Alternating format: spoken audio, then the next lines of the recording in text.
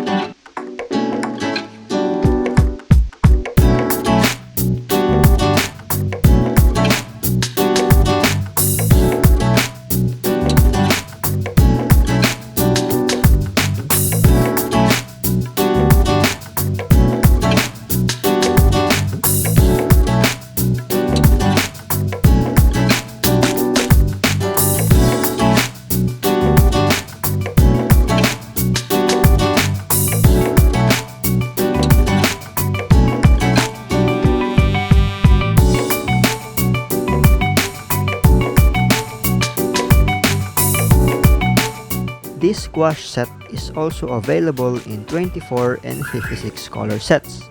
So if you wanted a wide range of colors, you can consider buying those. But for me, this 18 color set is already enough to create amazing artworks.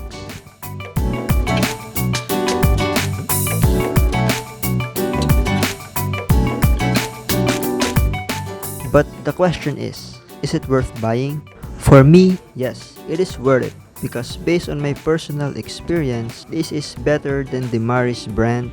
Although it is much more expensive than my previous one, the quality of this is really good. So I highly recommend this, especially for those who are just starting or experienced artists like me who just want a cheaper alternative to the more expensive artist grade gouache sets.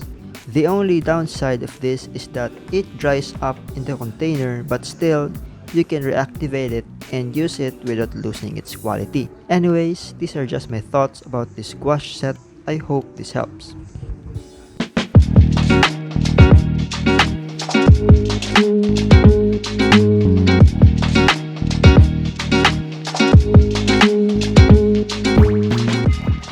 So before I end this episode, please don't forget to subscribe and hit that notification bell. You can also follow me on my socials, linked down below.